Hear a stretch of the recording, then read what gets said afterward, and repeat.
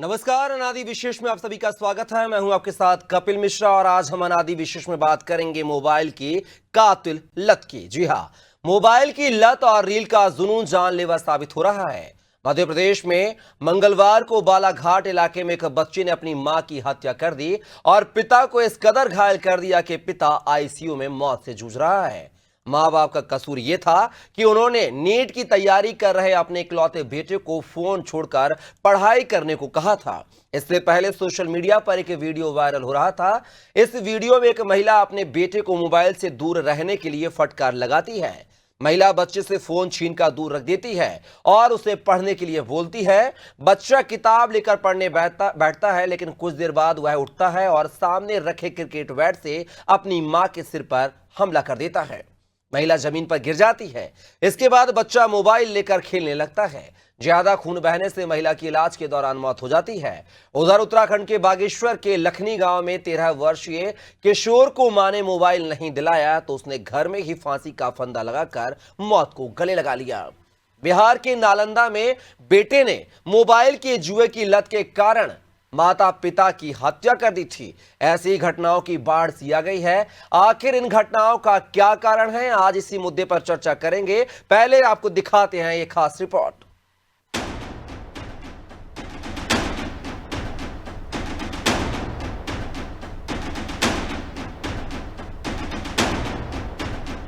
Mobile phone की लत और रील बनाने का जुनून जानलेवा साबित हो रहा है। मध्य प्रदेश के बालाघाट और ग्वालियर से दो ऐसी खबरें सामने आई हैं जो चिंता में डाल रही हैं। बालाघाट में एक पढ़े लिखे परिवार के 20 वर्षीय युवक ने अपने माता पिता पर सब्बल से हमला किया, जिसमें मां की मौत हो गई और पिता गंभीर रूप से घायल हो गए। युवक मोबाइल से चिपका रहता था, जिसके कारण माता पिता उसे मोबाइल से दूर रहने की हिदायत देते थे। युवक से मोबाइल की सिम भी छीन ली गई थी। घटना की रात मोबाइल को लेकर एक बार फिर विवाद हुआ और युवक ने अपने माता पिता को मौत के घाट उतारने का फैसला कर लिया। उसने सब्बर से पहले पिता पर हमला किया, बीच बचाव करने वाली मां को भी सब्बर से घायल कर दिया। बाद में महाराष्ट्र के गोंदिया में एक अस्पताल में मां ने दम तोड़ दिया और पिता अभी भी मौत से जूझ रहा है। इससे थोड़ा अलग किंतु जानलेवा वाकया ग्वालियर के द लेगेसी प्लाजा में हुआ। यहाँ देर रात एक युवक युवती गैस सिलेंडर से गैस लीक करके रील बना रहे थे। इस दौरान पूरे घर में गैस भर गई। युवक ने जैसे ही लाइट जलाई तो ब्लास्ट हो गया। पूरी बिल्डिंग के 100 फ्लैट डैमेज हो गए। बदहवास रहवासी रात में बाहर निकल आए। युवक युवती बुरी तरह झुलस गए, जिन्हें अस्पताल में भर्ती कराया गया। इस तरह की घटनाएं आए दिन सुनाई पड़ रही हैं। बच्चे मोबाइल नहीं मिलने के कारण आत्महत्या कर रहे हैं। मोबाइल देखने से रोकने पर हत्या तक कर रहे हैं। उधर रील बनाने के जुनून में लोगों की जान जा रही है। रील बनाने वाले अपनी जान तो जोखिम में डाल ही रहे हैं, दूसरों के लिए भी मौत का कारण बन रहे हैं। आखिर इस जुनून की वजह क्या है और इस पर रोक कैसे संभव है? क्या मोबाइल ने हमें मानसिक रूप से खत्म कर दिया है?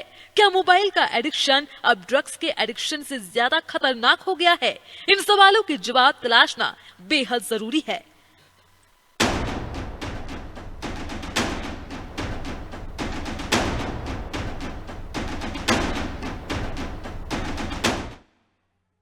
तो देखा आपने, मोबाइल की लत जो है इस समय जो है बड़ी ये चुनौती बनी हुई है कि बच्चों को मोबाइल दें या ना दें। एक तरफ मोबाइल के जो है पॉजिटिव इसके इफेक्ट भी सामने आते हैं, जहां पर बच्चों को घर में बैठकर पढ़ाई की सुविधा मिलती है, तमाम ज्ञानवर्धक चीजें मिलती हैं। वहीं दूसरी ओर इसका जो है दूसरा नकारात्मक पहलू भी आता है, जहां पर बच्चे रील्स बनाते हैं, यहां तक कि पबजी गेम्स भी खेलते हैं, टास्क को अटेंड करते हैं और टास्क में कभी कभी वो अपनी जान भी गंवा बैठते हैं। ऐसे ही मसले सामने आ रहे हैं। मध्य प्रदेश भी इससे अछूता नहीं रहा है, जहां पर बच्चे जो है मोबाइल की लत या रील की लत से परेशान ना हो। ये बच्चे अपनी लत को बरकरार रखने के लिए अपने माता पिता तक को मौत के घाट उतार रहे हैं। ऐसा ही वाकया की हमने बात की है जो कि बालाघाट से है, जहां पर बच्चे को मोबाइल ना देना एक माता पिता को कितना भारी पड़ गया कि बेटे ने सब्बल से अपनी मां और पिता पर हमला कर दिया। मां की मौत हो गई इलाज के दौरान, तो वहीं पिता भी आईसीयू में भी भर्ती है। तो लगातार आप देख रहे हैं कि और इस पूरे मुद्दे पर चर्चा करने के लिए हमारे साथ एक पैनल जुड़ गया है। चलिए परिचय करवा देता हूं हमारे साथ इस मुद्दे पर चर्चा करने के लिए मनोचिकित्सक जो कि हैं डॉक्टर, वो हमारे साथ जुड़े हुए हैं। साथ ही डॉक्टर विजय निरंजन जी हैं, साथ ही सायगा नाज जी हमारे साथ जुड़ी हुई हैं। बात किया है तो जो कि संवाददाता बालाघाट से, अजय शर्मा जो कि संवाददाता ग्वालियर से, और साथ ही समाज सेवी भी हमारे साथ जुड़े हुए चर्चा में हिस्सा बनने के लिए। आप चारों मेहमानों का बहुत स्वागत है हमारी चर्चा में। उमाशंकर तिवारी जी, आपका भी बहुत स्वागत है। सबसे पहला सवाल जो है सायगा आपसे लूंगा। बालाघाट का मामला है, सब्बल से माता पिता पर हमला किया गया है। आखिर क्या कुछ वजह बताई जा रही है और इतनी बड़ी घटना आखिर कैसे घटित हुई? जिले के वारासिवनी थाना क्षेत्र के सिकंदरा का ये मामला है, जहां सत्यम कटे नामक युवक ने जो है अपने माँ बाप को सब्बल से मारकर मौत के घाट उतार दिया। हालांकि पिता जो है वो अभी सीरियस है, आईसीयू में भर्ती है। माँ की जो है वो मौत हो चुकी है। तकरीबन ये घटना जो है 11 बजे रात की बताई जा रही है, जब मोबाइल चलाने के लिए युवक को जो है माता पिता ने मना किया था, लेकिन युवक उस बात पर नाराज हो गया और माँ बाप पर जो है सब्बल से हमला कर दिया। गंभीर अवस्था में दोनों को हॉस्पिटल लेकर के ले जाया गया था, लेकिन जो माँ की उपचार के दौरान जो है मौत हो गई और बाप जो है पिताजी जो है उसके वो आईसीयू में अभी एडमिट है।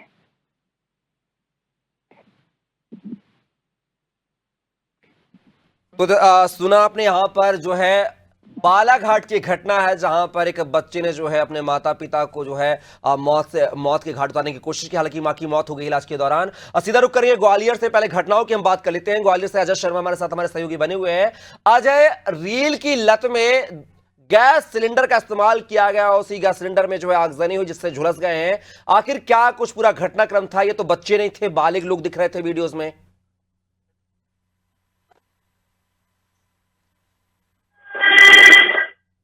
अजय, क्या आवाज आ रही है आपको मेरी? जी जी जी। अजय, ग्वालियर में रील की लत ने जो है कई लोगों को झुलसा दिया है। आखिर ये रील की लत इतनी बड़ी पड़ी कैसे? और ये तो बच्चे नहीं, ये तो काफी मतलब समझदार लोग नजर आ रहे हैं तस्वीरों में।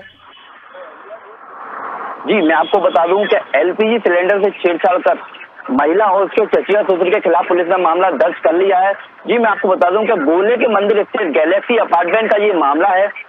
रात को करीब 11 बजे जो सिलेंडर जो लीक करने का जो मामला है वो गैलेक्सी अपार्टमेंट का है। रात को करीब 11 बजे जो गैलेक्सी में जो फर्स्ट फ्लोर पर जो उनका अपार्टमेंट फर्स्ट फ्लोर पर इनका फ्लैट है, वहां से 7वीं जो मंजिल पर जो उनका दूसरा फ्लैट है, वहां से जो रंजना जो राणा है और उनके जो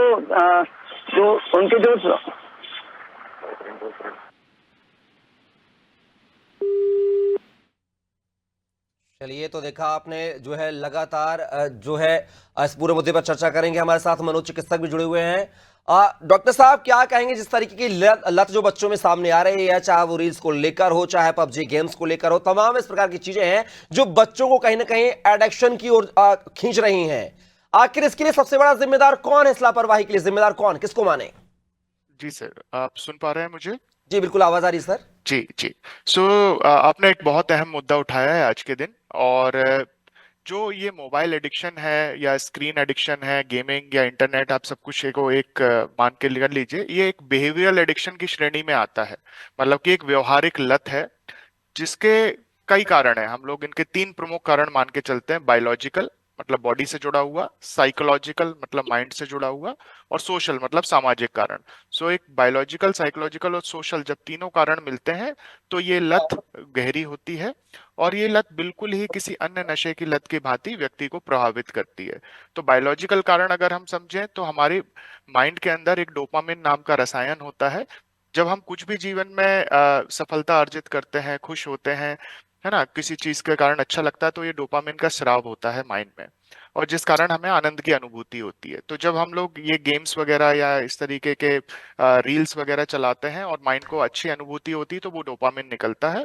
लेकिन समय के साथ साथ लगातार इनके एक्सपोजर से दिमाग में कुछ केमिकल बदलाव आते हैं, और फिर ये डोपामिन सिर्फ तभी निकलने लगता है जब हम ये उस तरीके से मोबाइल में वही कंटेंट चलाएं। और जो बाकी जीवन के एस्पेक्ट होते हैं, जैसे कैरियर की सफलताएं, है ना, रिलेशनशिप की सफलताएं या अन्य किसी चीज को लेके सामाजिक सफलता, उसको व्यक्ति ध्यान देना कम कर देता है और सिर्फ उसे आनंद की अनुभूति तभी होती है जब वो मोबाइल चलाता है, क्योंकि डोपामिन तभी निकलता है उसका। और नहीं चलाता है तो उसको विड्रॉल आता है, मतलब कि फिर उसे बुरा लगता है, फ्रस्ट्रेशन होता है। ये बायोलॉजिकल कारण है। इसके अलावा इसका एक साइकोलॉजिकल कारण भी होता है कि सबकी पर्सनालिटी अलग होती है। तो कुछ लोगों के व्यक्तित्व में सेंसेशन सीकिंग ट्रेट ज्यादा होते हैं, मतलब उन्हें कुछ भी नया ट्राई करने का ज्यादा दूसरों की बनिस्बत धारणा रहती है। या इम्पल्सिविटी, मतलब आवेश ज्यादा आता है किसी चीज का। या फ्रस्ट्रेशन टॉलरेट नहीं कर पाते, मतलब कि किसी चीज का लेके अगर वो फ्रस्ट्रेट है तो वो उसे सहन नहीं कर पाते। तो ऐसी पर्सनालिटी वाले लोगों में भी किसी भी तरह का मोबाइल एडिक्शन या स्क्रीन एडिक्शन ज्यादा देखने को मिलता है। और तीसरा कारण होता है सोशल, मतलब सामाजिक प्रभाव। तो जब बच्चे देखते हैं कि भाई घर में पेरेंट्स ज्यादा मोबाइल का यूज कर रहे हैं, उनके फ्रेंड्स, उनके बड़े सिबलिंग्स वगैरह मोबाइल का ज्यादा यूज करते हैं, तो एक लर्न बिहेवियर, मतलब देखा देखी वो भी उसमें इंडल्ज हो जाते हैं। फिर उसका जो कंटेंट है वो भी उसी तरह से प्रभावित करता है। तो अगर बच्चे किसी तरह का हिंसक मोबाइल गेम खेल रहे हैं या वायलेंट रील्स देख रहे हैं जिसमें कि हिंसा को ग्लोरीफाई किया जा रहा है, तो वो भी इस लत को आगे बढ़ावा देते हैं। इसके अलावा अगर उन्हें सामाजिक रूप से अन्य स्टिमुलेशन अच्छे से नहीं मिल रहा, मतलब पेरेंट्स उनकी बाकी चीजों के लिए अवेलेबल नहीं है, या उनकी फ्रेंड सर्किल उतना अच्छा नहीं है, अकेले रहते हैं, हीन भावना से ग्रस्त रहते हैं, कॉन्फिडेंस लो रहता है, तो फिर उन्हें लगता है कि इस तरीके का असल सामाजिक जीवन से अच्छा वो वर्चुअल जीवन है। तो ये सब कारण जब व्यक्ति में मिलते हैं तो वो फिर एक लत का रूप लेता है, और फिर व्यक्ति लगातार उसमें घंटों समय व्यतीत करता है, बाकी चीजों को निग्लेक्ट करता है, और ये सब ना मिलने पे वो उग्र हो जाता है। बिल्कुल विजय जी, जिस तरीके से आप बात कर रहे हैं ये आक्रामकता की आपने एक प्रकार से परिभाषा बताई है। लेकिन इन सब के लिए आखिर जिम्मेदार किसको माने, और बच्चों को अगर बचाया जाए तो उसे बचाने के लिए प्रिकॉशंस के तौर पर ऐसे क्या क्या अभिभावकों को उपाय करने चाहिए ताकि बच्चे जो है मोबाइल की एडिक्शन से बच सकें? कि हमने इनके कारणों को समझा, तो वही इसका निवारण है, उन्हीं सब डोमेन्स में काम करना होगा।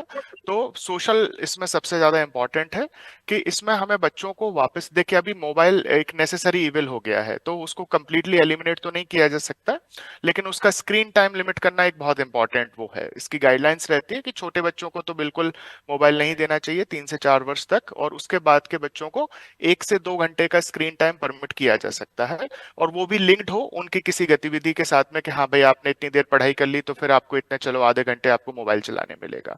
सो स्क्रीन टाइम लिमिट करना एक है। दूसरा, उनको पॉजिटिव एडिक्शंस में लगाना, मतलब बच्चों को कुछ ऐसी गतिविधियां हम लोग कराएं जिसमें शारीरिक गतिविधि हो, कोई आध्यात्मिक उनकी रुचि बढ़ाई जाए, उनका मिलना जुलना फ्रेंड सर्कल से बढ़ाया जाए, उनको लर्निंग मेथड भी जो ट्रेडिशनल हमारे लर्निंग मेथड है उस तरह से बिठा के किताब के माध्यम से पढ़ाना, कोई किताबों में उनकी रुचि डेवलप करना, कुछ प्रेरक प्रसंग उनको बताना। और इसके साथ में, क्योंकि जैसे आजकल वर्किंग पेरेंट्स हो गए हैं, तो अवेलेबिलिटी भी बच्चों के लिए मेंटेन करना होगा कि हाँ बच्चा अगर परेशान है, दुखी है, या नॉर्मल रूटीन में कि आज आपका दिन कैसा गया, ये विंडो होनी चाहिए पेरेंट्स के पास में कि वो बच्चे के लिए अवेलेबल रहें। और साथ ही बच्चे जितनी भी देर मोबाइल चलाते हैं तो उसमें क्या चला रहे हैं, वो कंटेंट मॉनिटरिंग भी बहुत जरूरी है।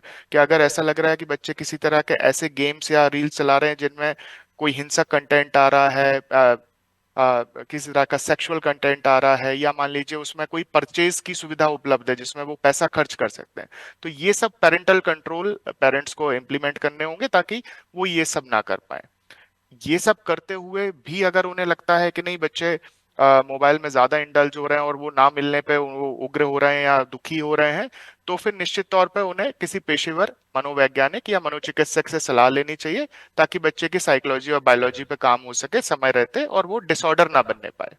चलिए आप हमारे साथ बने रहिएगा विजय जी, और सीधा रुख करेंगे उमाशंकर तिवारी जी का, जो कि समाज से भी हैं।